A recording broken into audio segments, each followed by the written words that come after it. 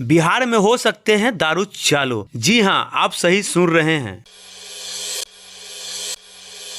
Door to door हो रही सर्वे। बिहार में शराबबंदी पर क्या होगा बिहार सरकार का फैसला। आने वाले 10 से 15 दिनों में सर्वे होने के बाद लिया जा सकता है बड़ा निर्णय, होंगे बड़ा बदलाव। बिहार में शराबबंदी पर बड़ा फैसला लेने के निर्णय पर विचार कर रही बिहार सरकार। और जैसा कि पिछली बार हमने बताया कि पुनः डोर टू डोर सर्वे हम लोग करा रहे हैं और कराएंगे, और अगले 10 से 15 दिन में एजेंसी चुनी जाएगी और उसके बाद आवश्यकता अनुसार जो भी बदलाव लाने हैं, या खास करके चूँकि महिलाओं को उससे सबसे ज़्यादा फ़ायदा हुआ है, उनके खाने पीने की हाथ में पैसे थोड़े ज़्यादा आ गए, खाने पीने की वस्तुएं खरीद रही हैं, वस्त्र पर खर्च हो रहे हैं, एजुकेशन पर खर्च हो रहा है, तो और एक्सीडेंट में कुछ कमी आई है, महिला उत्पीड़न में कमी आई है, आंकड़े बताते हैं। और जब भी पर्व त्यौहार होते हैं तो उस वक्त भी जो विधि व्यवस्था की समस्याएं कम रहती हैं, जो छेड़खानी की समस्याएं थी उसमें भी कमी आई है, तो फ़ायदा तो ज़रूर हुआ है। देखिए, इसमें ऐसा है कि इसमें आपको भी पता है कि सिर्फ इस राज्य में इतने पूर्ण रूप से सख्ती से हम लोग शराबबंदी और नशाबंदी किए हैं, और हम लोग को चारों बॉर्डर्स चारों तरफ से खुले हुए हैं।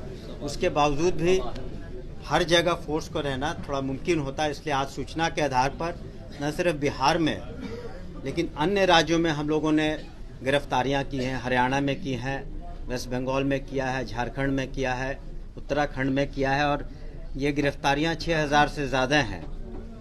तो अन्य राज्यों में भी हम लोग गिरफ्तारी कर रहे हैं, और ट्रायल पर भी खास करके वैसे केसेस में जहां जब्ती ज़्यादा है उसका हम लोगों ने हर सब डिवीज़न में एडीजी प्रोहिबिशन साहब को हम लोगों ने निर्देश दिया था, और हर सब डिवीज़न में जो इम्पोर्टेंट केस है उसका ट्रायल, और जो इम्पोर्टेंट केस है उसका सर समय इन्वेस्टिगेशन पूरा हम लोग करेंगे। तो उम्मीद है कि और इसके बेहतर परिणाम आएंगे। आवश्यकता अनुसार संशोधन होता है, और हम लोगों ने जो समय समय पर सर्वे कराया है और वे पाया कि संशोधनों की आवश्यकता है पूर्ण शराबबंदी के कानून में, तो हम लोगों ने कराया। पहले नॉन बेलेबल सेक्शन से शराब पी करके जो भी पकड़े जाते थे तो उनको हम लोगों ने फर्स्ट टाइमर्स को जो पहली बार पकड़े जाते हैं तो उन्हें बेल का प्रावधान किया। उसी तरह जब हम लोगों ने देखा कि जहरीली शराब से मौतें हो रही हैं तो माननीय मुख्यमंत्री जी के निर्देशानुसार जो गरीब परिवार थे और सभी को, उसमें करीब करीब 80% लोगों को 4 लाख का मुआवजा उन परिवारों को मिल चुका है।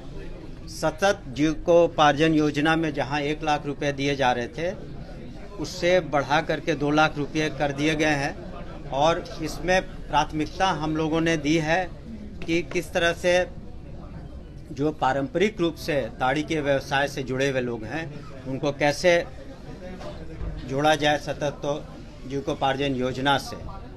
नीरा का भी उत्पादन बढ़ा है, और साथ ही साथ ये तो जो वेलफेयर मेजर्स हैं उसके बारे में हमने बताया, लेकिन साथ ही साथ जो कानूनी शिकंजा है तो anti liquor task force, police विभाग और एक्साइज विभाग मिलकर काम कर रहे हैं, और इसी का नतीजा है कि अमूमन 9 वर्ष के समय हम लोगों ने काफ़ी कड़ाई की और काफ़ी लोग इसमें गिरफ्तार भी हुए, और कहीं से किसी तरह की अप्रिय सूचना भी नहीं मिली। हाँ, कुछ अप्रिय सूचनाएं ज़रूर मिली हैं कि जब एंटी लिकर टास्क फोर्स के लोग कम संख्या में गए तो उन पर जो असामाजिक तत्व हैं या शराब के व्यवसाय से, धंधे से जुड़े हुए लोगों ने उस पर हमला किया, तो अब उसका भी हम लोगों ने प्रिकॉशन लिया है।